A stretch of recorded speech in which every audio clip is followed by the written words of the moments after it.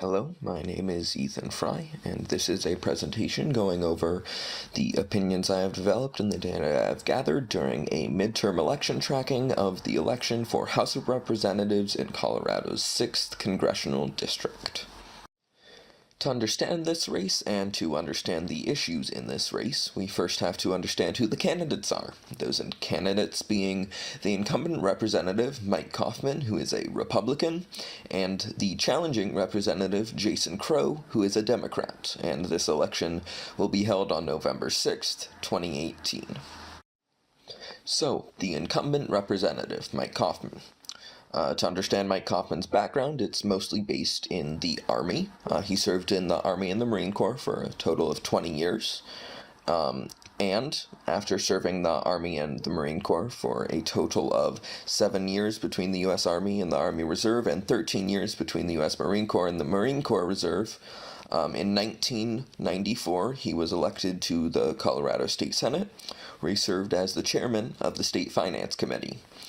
And in 1998, he was elected to the office of State Treasurer and was later re-elected in 2002 until he was elected to the U.S. House of Representatives in 2008, which brings me to his current duties. His current duties being that position as a state representative for the 6th Congressional District of Colorado, and he additionally serves on the Veterans Affairs Committee and the Armed Services Committee, where he is the chairman for the subcommittee on military personnel. So overall, Mike Coffman has a background in Veterans Affairs and currently serves in similar positions. But this wouldn't really be a race unless we knew the second candidate, that candidate being Jason Crow, the Democrat.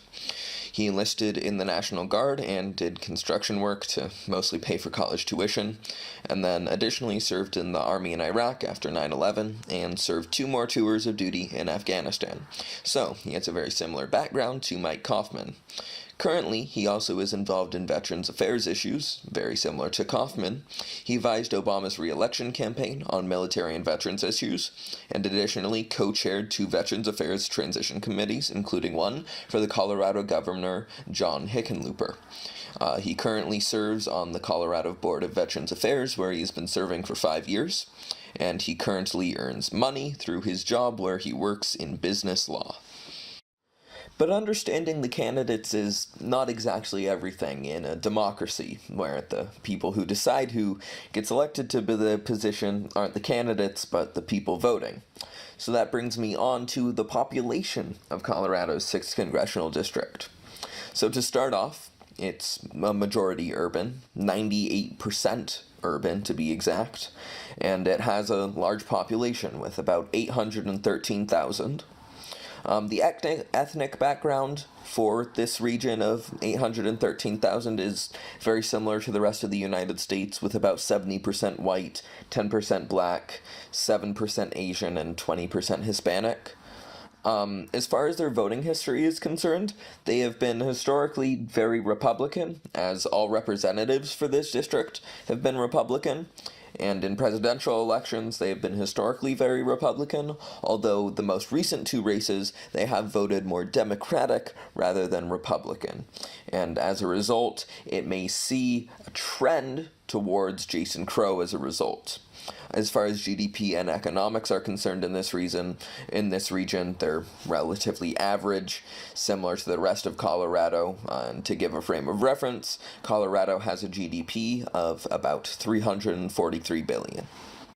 As I mentioned earlier, the reason that people are important is because of how they vote and who they vote for. So, reasonably speaking, it would be good to understand how they will most likely vote, and polls are a great way to allow us to do that. So, I have 3 polls that are all great ways of determining how people will most likely vote during the election. The first one is a New York Times analysis during September. They called 27,000 people and got 500 answers. Overall, the results favored Crow, with 51% in favor of Crow and 40% in favor of Coffman. There are some doubts with this study, being that it's a very small sample size with only 500 calls, and it has about a 5% margin of error, and there were 9% undecided voters, which is a very large margin. People generally liked Crow, but not many knew a whole lot about him. Overall, 48% said they didn't have a favorable or unfavorable opinion, although there was a 3-to-2 ratio in favor of him for the people that did have an opinion. As far as Kaufman is concerned, people were generally very split about Kaufman, with a 38% favorable and 41% unfavorable. There were only 3% more people who responded unfavorably. About 20% of people didn't respond one way or the other, so that's about 30% less than Crow, so it's still very doubtful what people's exact opinions are, because many don't have an opinion one way or the other. And I think one reason why people aren't very favorable of Kaufman is because more knowledge tends to lead to lower approval, as we see with trends in presidential elections. Over time, presidential ratings always fall, no matter who the president is, and I think the very same thing applies in this example. Now, moving on to the second poll, which is another New York Times analysis, but this one conducted a month later, and the reason that is important is because of those people who didn't really have an exact opinion. This poll was conducted from 34,000 calls and 506 answers. Overall, the results again favored Crow. The doubts on this one are a little bit less small. The sample size was about the same. The margin of error fell by 0.3%, and the undecided voters remained the same. So doubts are still about the same, but more calls were conducted. People are generally more informed, though, and that's why I think this poll is a lot better. Because in this poll, 29% said they didn't have an opinion based around Jason Crow, whereas in the previous one, 48% didn't. So a lot more people are informed. The statistics for Kaufman being originally 21% said they didn't know, whereas this one, only 12% said they didn't know. As far as results for favorability are concerned, people generally liked Crow very strongly, with a 46% favorable rating and only 24% unfavorable, and people are still very split about Kaufman, with only 1% more people responding unfavorably, 44% to 45%. And contrary to what I said earlier, I think in this example, more knowledge tends to lead to higher approval before an election rather than after. And the reason we see this is simply the poll data. The people who didn't know dropped a lot, but the unfavorable rating seemed to actually not increase by a distinguishable error. For example, Jason Crow, the unfavorable rating, only went up by 2% from 22 to 24, but the favorable rating went up 16% from 30% to 46%. That's a much higher ratio than his overall ratio of approval, and for that reason, I think that people generally have a higher favorability if they were originally undecided. And lastly, the third poll is important for a bit of a different reason.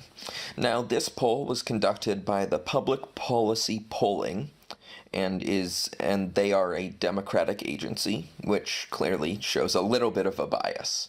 And the reason that this survey is effective for looking at push polling, which is why I think it's a good thing, is because it first asks questions about favorability neutral. That question being, if the candidates in the election for U.S. House this fall were Republican Congressman Mike Kaufman and Democrat Jason Crow, who would you vote for?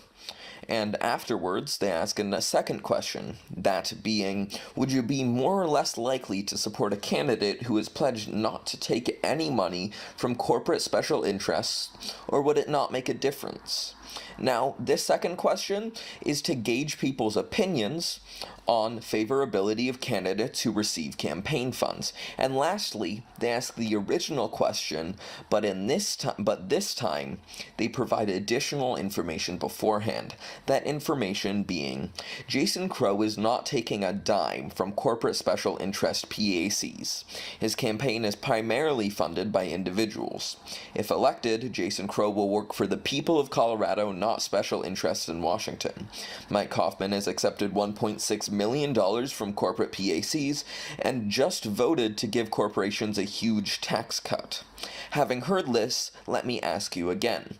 If the candidates for U.S. House this fall were Republican Mike Kaufman and Democrat Jason Crow, who would you vote for?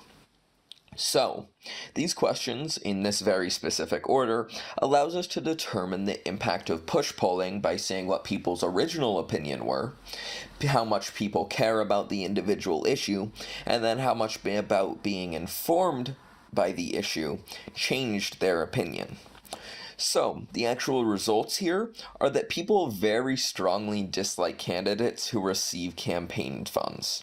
62% said they would be more likely to support a candidate who is pledged not to take any money, whereas only 23% said it wouldn't make a difference. Now, after being informed, the opinion on these candidates remained generally the same for people that already had an opinion. Favorability of Kaufman fell by only 1%, and favorability of Crow grew by about 4%, so it made an overall impact by about 5%.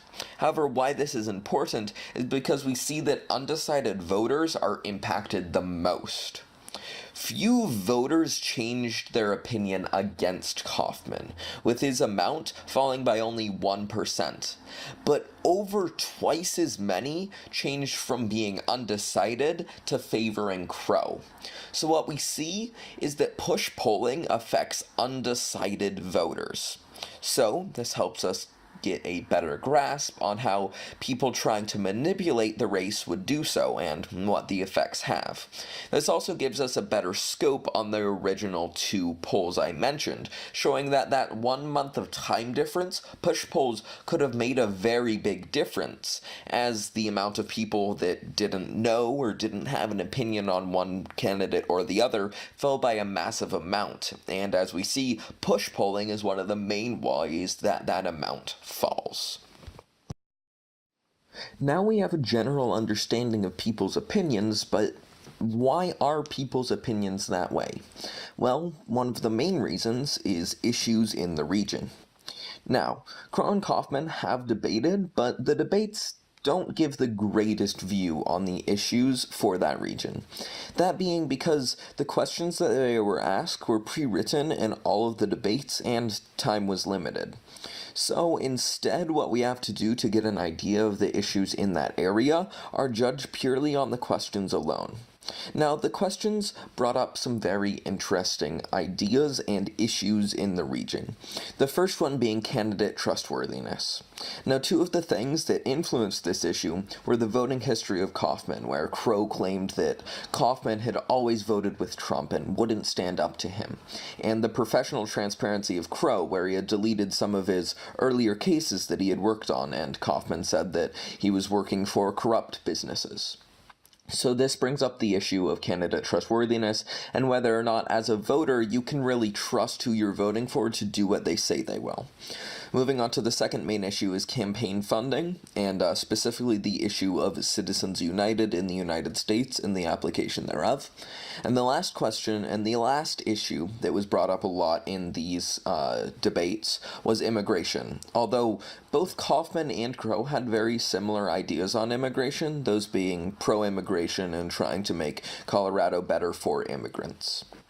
Additionally, websites for both of the candidates and individual statements were helpful for developing issues. Some issues that weren't mentioned earlier that were brought up on the websites and individual statements are education, the Second Amendment or gun control, and Medicare and Social Security. Overall, views are Democratic and Democrat-leaning for both Crow and Kaufman, but generally Kaufman tends to be a lot more reluctant about actually implementing the policy, no matter what his stance actually is.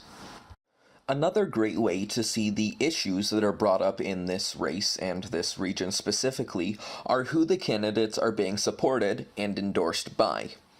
Interestingly, though, Mike Kaufman doesn't list who has endorsed him on his website publicly, although it's still public information. Since September 2018, he's been notably endorsed by Citizens for Responsible Energy Solutions, Brady Campaign to Prevent Gun Violence, the NRA, and the Colorado Medical Society. And this brings up key issues of Medicare or Social Security, gun control and the Second Amendment, and energy and pollution, with renewable energy being an emphasis. Somewhat notably, he's being supported by both the NRA and the Brady Campaign to Prevent Gun Violence, which shows that he's trying to work towards a bipartisan solution. I think this is interesting because not many candidates would be supported by two institutions on opposite sides. As far as the people who have endorsed Jason Crow is concerned, he's been endorsed by End Citizens United, Sierra Club, Colorado Education Association, Brady Campaign to Prevent Gun Violence, and several labor unions, including Laborers International Union and Amalgamated Transit Union. I found the amount of unions that had supported him much more interesting, as one of the issues that was stressed in this race previously was not labor unions and workers' rights, it was more about Social Security. So this brings up a new dimension to the issues in this race. The key issues that are highlighted by who's endorsed and who is endorsing these candidates are Social Security, gun control, environment, education, and campaign funding, or Citizens United. So what exactly are the stances on these issues, though? Well, a good way to understand the candidates' stances on these issues is to do a media analysis. Now, what I chose to use for this media analysis was a Colorado Sun fact check, which is a local newspaper, and they were fact-checking statements that both candidates had made against each other. The first set of claims that I will be looking at are claims that Jason Crow has made, or claims that are positive about Crow and negative about Kaufman. First of all, Jason Crow claims that Mike Kaufman always votes as Trump does and won't stand up to him.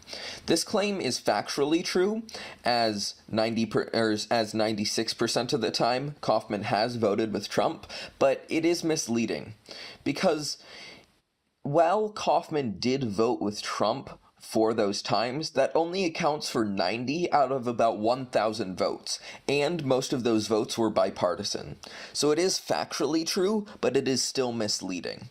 And this puts an emphasis on the issue of candidate trustworthiness and Citizens United. Moving on to Crow's claims about Kaufman on healthcare. He claims that he, again, voted for Trump's plan to sabotage healthcare in the U.S. This is true, but it is a bit of an overstatement that Trump's plan would sabotage healthcare. So impacts are overstated, but it is factually true. Second of all, he said that Kaufman voted to repeal the federal healthcare law during Obama's office. This is also true, and again, impacts were overstated, but it is true. Additionally, Kaufman also voted against a later bill that would weaken the Affordable Care Act, so he has taken both positions just to give a better scope of the issue. Overall, claims about Kaufman's stance on healthcare are true, but the impacts and the partisanship involved are often overstated. Thirdly, environmental groups claim that Kaufman is being bought and being paid for by institutions to lobby against the environment and to lobby for coal and oil use. The statistic that they use of $800,000 in campaign funds is real, but that's all of the campaign funds in 10 years that are in any way related or tied to the oil or coal industry. So this statistic is a bit overblown, but it is true that he has received a massive amount of funding.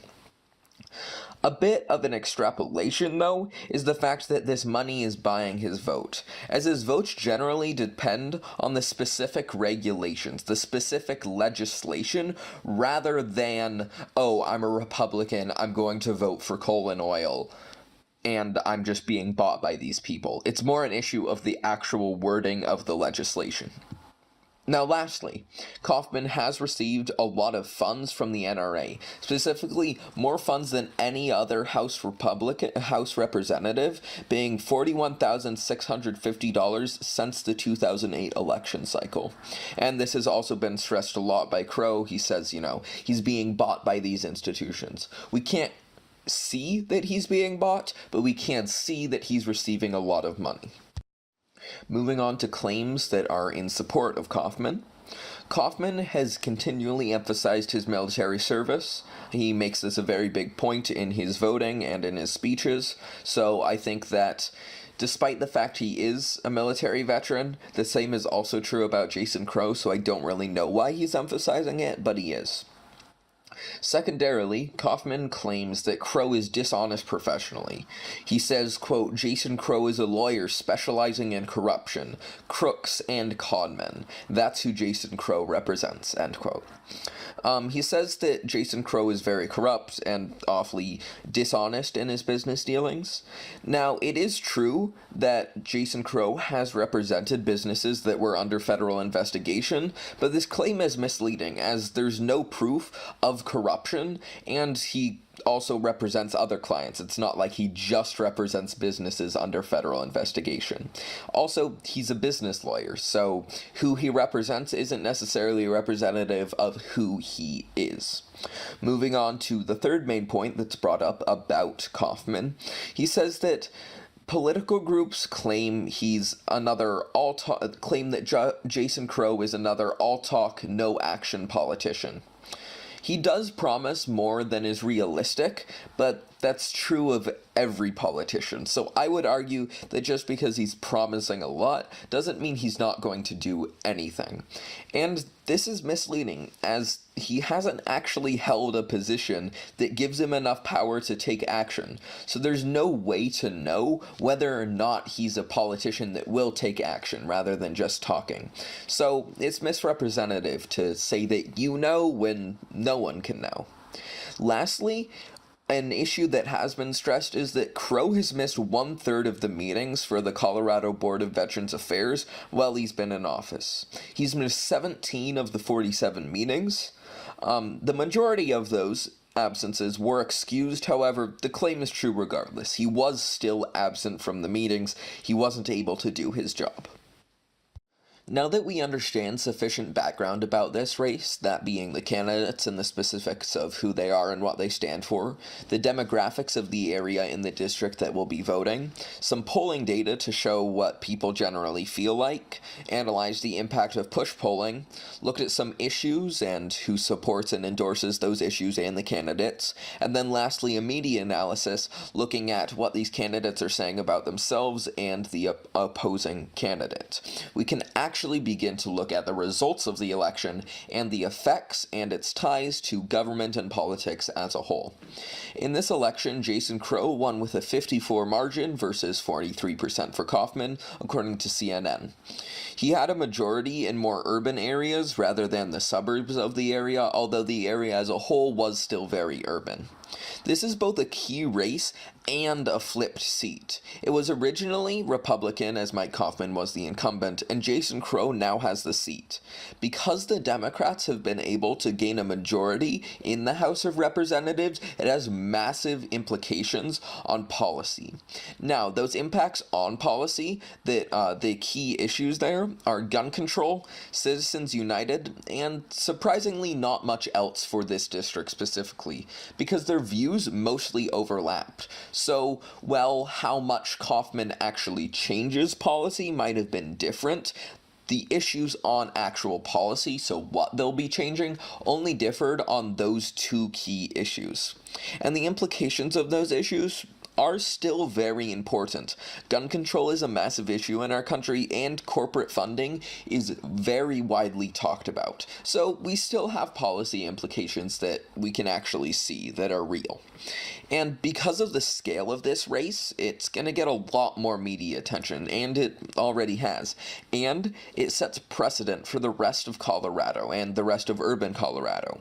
And we see that with the rest of the elections that took place in Colorado. Out of the 7 seats, 4 of them have been Democrat. None of them flipped except the 6th congressional district, but it's likely that in the future we will see more flip as a result of this precedent that has been set. But what are my thoughts specifically about the results of this race? Well, first off, I really think we need to focus on the issue that this race was heavily funded.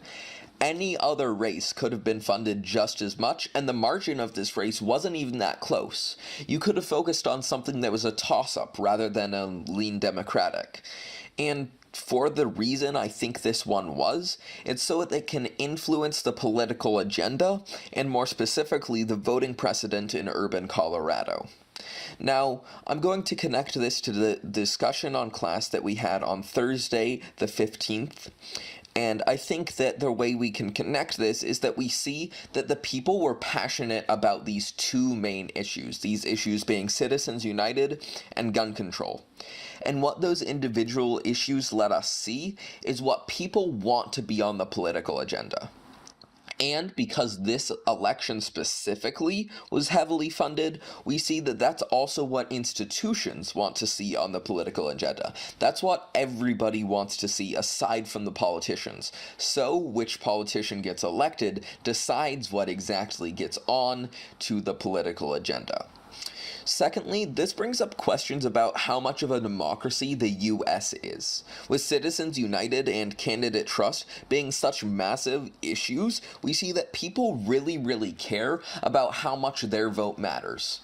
Whether or not they're going to see that candidate they elected actually implement the policy that they promised to, and whether or not the candidate they elect is going to be influenced by corporate PACs and special interests.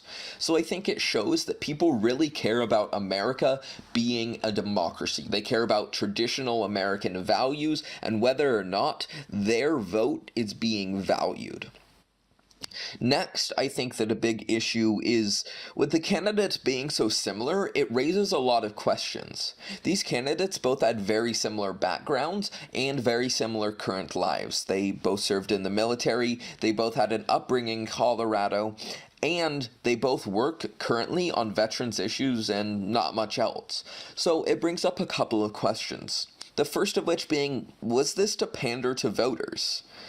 Were these people running because they knew that they could win, because these demographics are what voters are looking for? Are voters looking for people who are pro-veterans and served in the military themselves? Well, maybe. I'm not entirely sure. I think it's definitely possible, though. And secondly, this raises the question of, is partisanship not an issue of the individual? So, is partisanship more of an issue of groups as a whole? Is partisanship more of an issue of Republicans and Democrats than it is an issue of any individual representative? Because with these two being so similar and them having such similar stances on many issues, we see that they aren't very partisan. In fact, these two men could probably work to bipartisan solutions on every single one of their issues if we let them. So, are anonymity and groupthink the issue? I would say yes. I think that anonymity and groupthink become the issue for partisanship because when you allow people to become anonymous, they polarize. And when you sort people into groups, when you put them into Democrat and Republican, it allows them to polarize. So whether or not their individual views are partisan, they're going to be partisan when you sort them that way. And lastly, I think that the similarities in these candidates help isolate factors and let us know what people in the region actually care about. Because they had similar views on almost every policy, the policies that are actually different are what are important. Those policies being first, gun control, where Crow takes a more classically Democratic approach, and Kaufman tries to work towards a more bipartisan solution, taking funding from both the Brady campaign to end gun violence and the NRA. But more importantly, the two issues that I think are the biggest in this election, that being first, campaign spending and candidate transparency. Both sides stressed that you could not trust their opponents, because Kaufman is taking money from corporate PACs and Crow is shady in his business dealings. And why this is important is because if you can't trust who you're voting for, why even vote at all? And I think that these issues being stressed in this election shows that people really care about Citizens United and candidate transparency in their professional dealings. And lastly, I think that the biggest issue here is the willingness to change policy. Despite the fact that Crow and Kaufman held similar views on almost everything, while Kaufman was in office, despite the fact that he said that he wanted to provide better Social Security and better Medicaid, he often didn't vote that way. He was very reluctant to vote and voted more on the specific wording of legislation than on the individual issues as a whole. Now, there are two arguments here. You could say that means that, well, he's clearly being careful. He doesn't want to vote for something that could backfire. And that is true, but what's also true here is that it shows that he's delaying. He doesn't want to implement policy because he wants to keep things the way that they are, and that overlaps with what traditional conservative values we expect them to be. So, I would say that doesn't really reveal anything new. What it lets us know is that now that Crow has been elected, we'll probably see a lot more policy as he's willing to change. He's willing to take that step forward. And the impacts that that has on our government as a whole aren't super measurable because he is just one person, but the impact that he can have is still measurable as he is a House of Representatives elected official, and he can change the future of America. Thank you.